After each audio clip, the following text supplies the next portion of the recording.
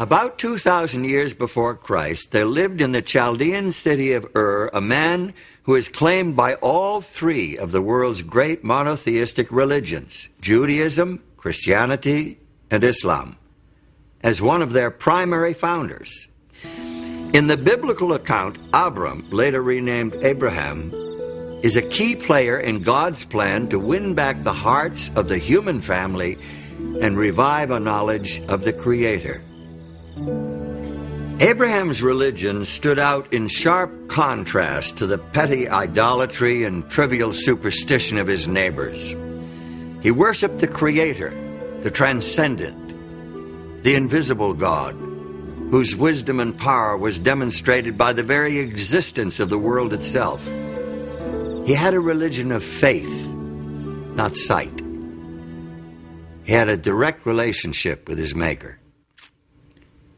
According to the Old Testament report, the Creator God revealed the principles of his relationship with the human race in 10 commandments engraved on stone tablets.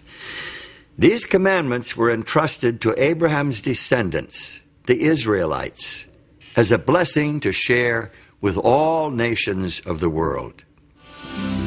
Remember the Sabbath day to keep it holy. 6 days shalt thou labor and do all thy work, but the seventh day is the Sabbath of the Lord thy God. In it thou shalt not do any work, thou, nor thy son, nor thy daughter, thy manservant, nor thy maidservant, nor thy cattle, nor thy stranger that is within thy gates. For in 6 days the Lord made heaven and earth, the sea, and all that in them is, and rested the seventh day. Wherefore the Lord blessed the Sabbath day, and hallowed it. This is by far the longest of the 10 Commandments. It's unique in that it includes the divine credentials, declaring the identity of the lawgiver and establishing his authority as Creator to command the worship of his creatures. The commandment to observe the Sabbath shows the intimate relationship between God and creation. It shows that God not only creates, not only works to bring everything that is into being, the physical world, the natural world, and all that lives in it, but it also shows that God maintains intimate relationship with creation and steps back to withhold and to take in, as it were, everything that has been created, and celebrates and cherishes that which has been created. The Sabbath reveals God's compassion for his creatures.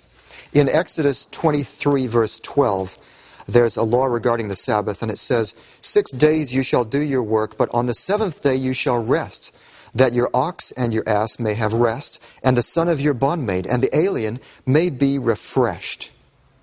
So the Sabbath is a gift for God's creatures, not only human beings here, but it's also the ox and the ass, so that they can have rest from their labor that they do during the rest of the week.